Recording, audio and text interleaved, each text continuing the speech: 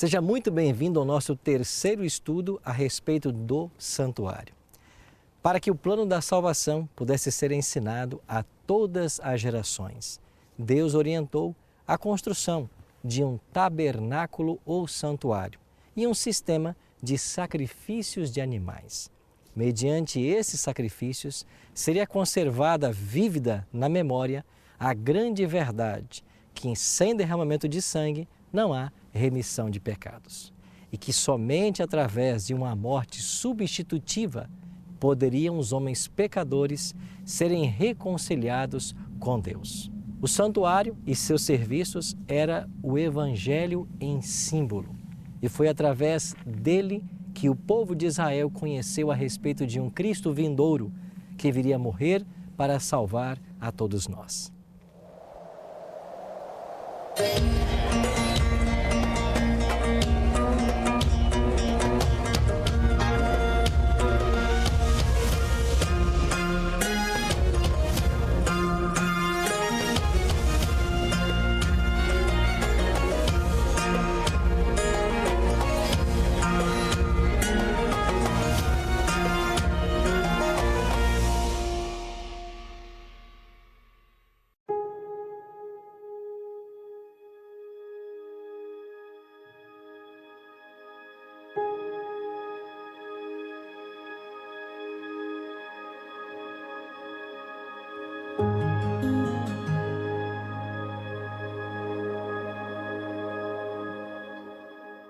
A construção do santuário terrestre tinha três propósitos básicos.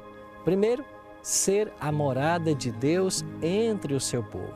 Em segundo lugar, ser o depositário da lei de Deus, que ficava dentro da arca, no compartimento santíssimo ou Santo dos Santos. E o terceiro objetivo da construção do santuário foi perpetuar e ampliar a dimensão tipológica dos sacrifícios de animais como meio de perdão e salvação.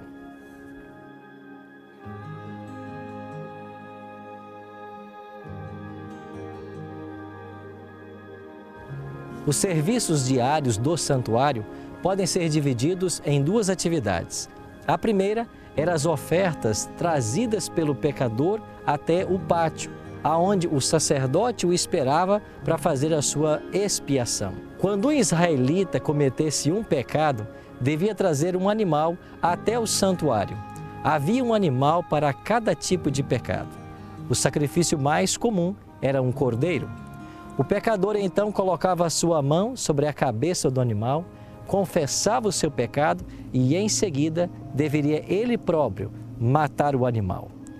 Em alguns casos, o sangue do animal deveria ser aspergido na cortina ou derramado à base do altar de holocaustos.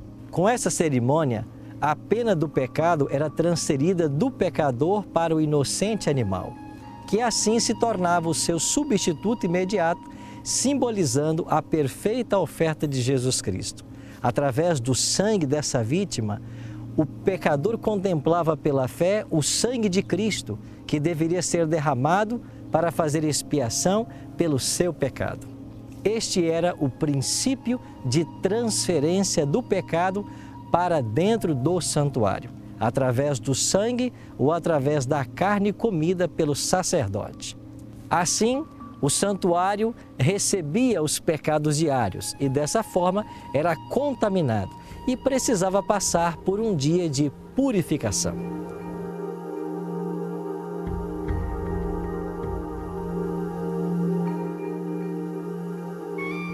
Além dos sacrifícios diários que eram trazidos até o santuário pelo pecador, o próprio santuário providenciava 2 cordeiros todos os dias, um que era oferecido pela manhã e o outro à tarde. Isso era chamado sacrifício contínuo, ou em hebraico, tamid. Esses cordeiros não eram oferecidos por nenhum pecador. Era o próprio santuário quem providenciava esses cordeiros. E eles serviam para beneficiar aqueles que estavam longe do santuário ou os pobres que não tinham nada, não tinham animal, a oferta para oferecer em favor dos seus pecados.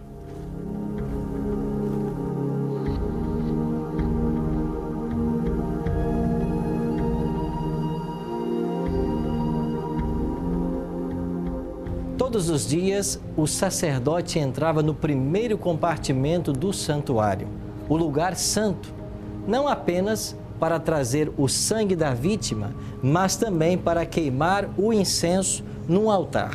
Enquanto queimava o incenso, o sacerdote olhava pela fé o propiciatório, dentro do Santíssimo, já que não podia vê-lo por causa da cortina. Da mesma forma, o povo de Deus hoje deve dirigir suas orações a Cristo, seu grande sumo sacerdote, que, invisível aos olhos humanos, pleiteia em seu favor no santuário celestial. Pelo sangue e pelo incenso, os pecadores eram aproximados de Deus. Eles apontavam para Jesus, o grande mediador, por intermédio de quem os homens podem aproximar-se de Jeová e por meio de quem, unicamente, a misericórdia e a salvação podem ser concedidas à alma arrependida e crente.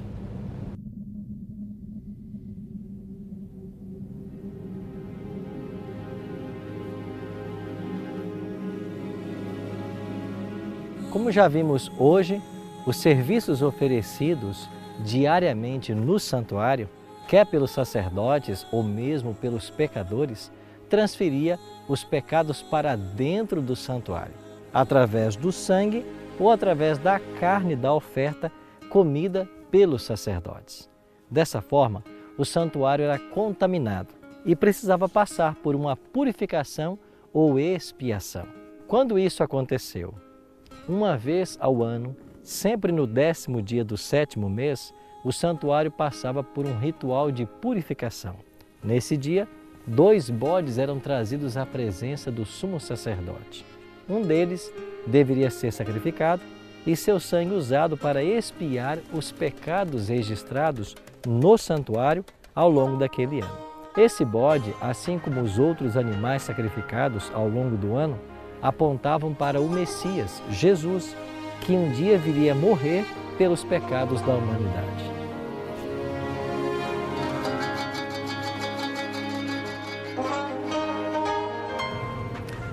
Com o sangue do bode em mãos, o sumo sacerdote entrava aqui, no 2º compartimento do santuário, o lugar santíssimo. Nenhum olho mortal, a não ser o do sumo sacerdote, devia ver esse compartimento interno do santuário. E apenas uma vez ao ano podia o sumo sacerdote entrar aqui. Isso depois da mais cuidadosa e solene preparação. Com tremor entrava perante Deus e o povo. E este, com reverente silêncio, aguardava a sua volta em fervorosa oração pela bênção divina. E aqui, diante do propiciatório, o sumo sacerdote fazia expiação por Israel, aspergindo o sangue acima do propiciatório, onde Deus se encontrava com seu povo.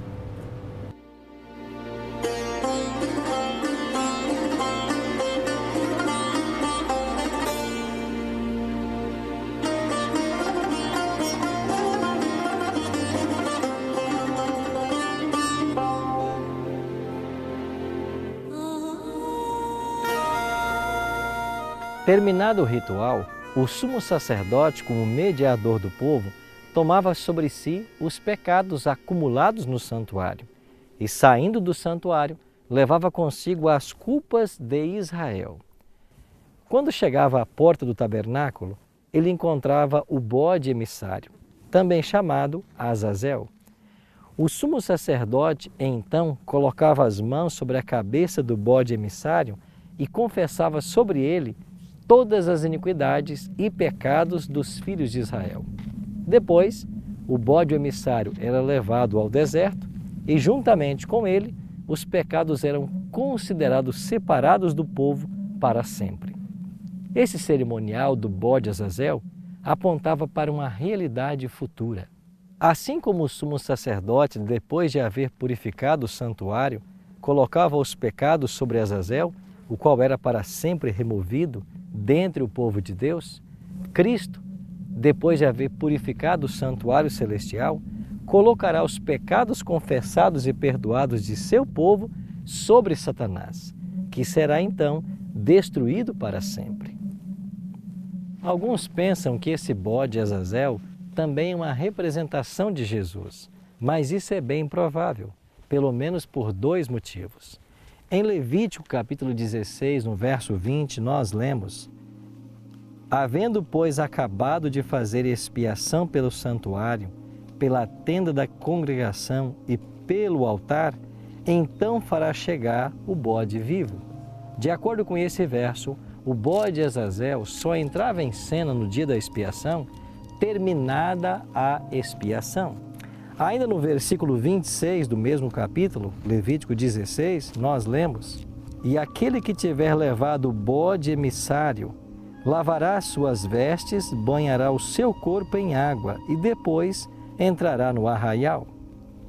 Até mesmo a pessoa que levava o bode Azazel para o deserto ficava impura e para voltar para o arraial de Israel tinha que passar por uma purificação. Certamente esse animal não pode representar Jesus, porque em circunstâncias alguma ele torna as pessoas impuras. Pelo contrário, ele purifica as pessoas. A mensagem do santuário é uma mensagem de salvação. Deus utilizou seus serviços para proclamar o Evangelho. Através de simbolismos e rituais, Deus propôs focalizar a fé de Israel no sacrifício e ministério sacerdotal de Jesus, o Cordeiro de Deus, que haveria de remover todo o pecado do mundo. Quando Cristo foi crucificado, o véu interior do santuário, que separava o Santo do Santíssimo, rasgou-se em dois, de alto a baixo, significando que o grande sacrifício final fora feito e que o sistema de sacrifícios e ofertas cessara para sempre. Daquele dia em diante, estavam destituídos de qualquer significado. A tipologia deu lugar à realidade. Através da morte de Jesus, para quem apontavam todos os sacrifícios do santuário terrestre, temos agora o perdão de nossos pecados e a reconciliação com o Pai Celestial. Todo o sistema sacrificial do santuário terrestre era o Evangelho condensado, que prefigurava o sacrifício de Cristo na cruz e seu sacerdócio no santuário celestial. Através de sua morte e ministério no céu, Jesus torna-se o único mediador entre Deus e o homem.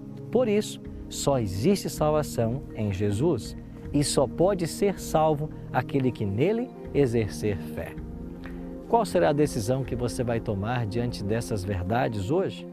Eu queria convidar você para que, uma vez compreendendo que todos os sacrifícios de animais apontavam para Jesus, o Cordeiro de Deus, que nos livra do pecado, não gostaria você de entregar sua vida agora a Ele e agradecer-lhe pelo grande sacrifício feito na cruz? Se esse é o seu desejo, ore comigo agora. Pai querido, muito obrigado pelo grande sacrifício que Tu fizestes na cruz por todos nós. Nos ajude a Te aceitar hoje como nosso Salvador pessoal e a vivermos para sempre na Tua presença. É a nossa oração, em nome de Cristo. Amém.